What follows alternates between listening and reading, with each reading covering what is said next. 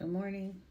It's Monday. We're supposed to drop a new video of Levi eating something or doing something, and we don't have that footage. I think I might have enough footage to release a short of him eating crackling. So look out for that. But to fill that time, I thought I would come on and share some tips on what I think has made us successful with Levi in the past.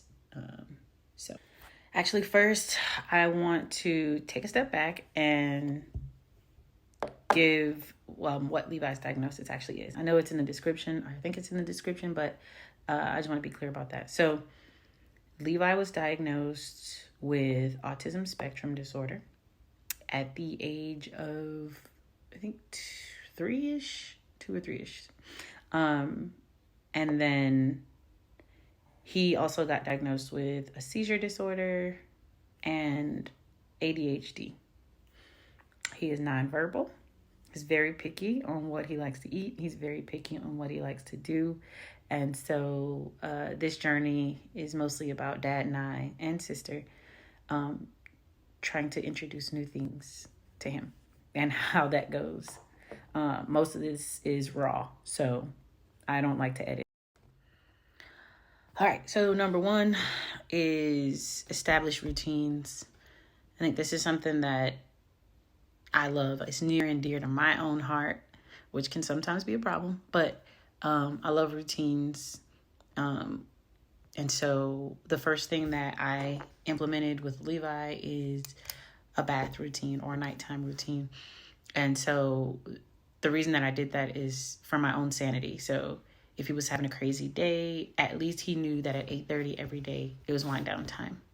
And so that's been since he was about 4 or 5, and that has not changed. Maybe the time has changed a little bit here and there, but only because of something I called planned exceptions. And so I'll give you a little bit of info about that in a second. All right, and number 2 is use data or information that you get on your kids as much as possible. That was super easy when we started ABA therapy because that's what they do. That's what the techs do. They jot down a lot of notes and information on how the sessions went with Levi. And so once I saw that was kind of working for us, I began to do the same thing at home. And so with food or with relation to food, the first thing I did there was create a food journal. And that's just where I wrote down information on what day he tried what food, how did it go, did he like it, did he not like it? And then based on that, I'm able to, try stuff that I think he might like. And then we get some success there because of that data. So that's tip number 2. Right, so tip number 3 is gather your village, establish a support system.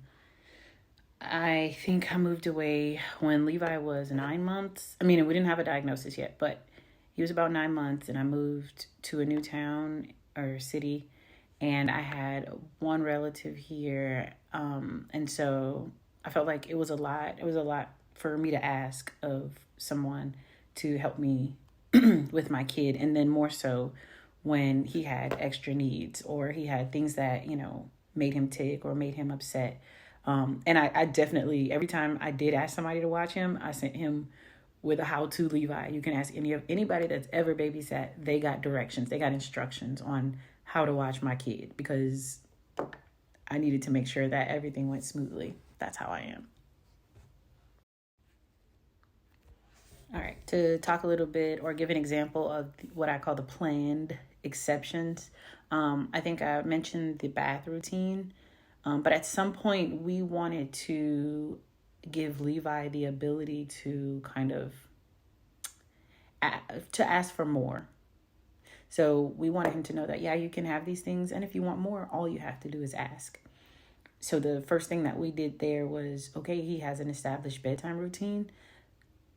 Let's allow him to ask for more playtime. If he's doing something that he really likes at 8:30 and that alarm goes off for bath time, let's allow him to say, oh, I would like more time watching YouTube.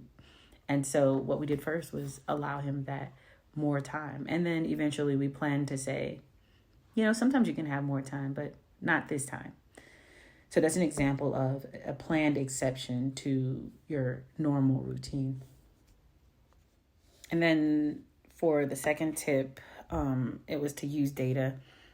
I think I already kind of elaborated on what I did with the food journals. And that was also key in pinpointing his sensitivity to red dye. So I think that data, and in this case specifically food journals, is highly important because Levi was violently vomiting at random times, and we're like, what's going on? We thought we'd have to get his stomach checked out or whatever, but once I looked at the data, I saw that he's actually only vomiting when he ingests red dye number 40.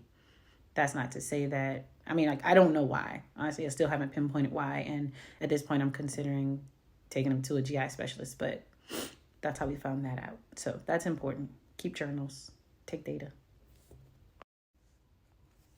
But what was most important, and we get a lot out of now, is programs for kids with all abilities.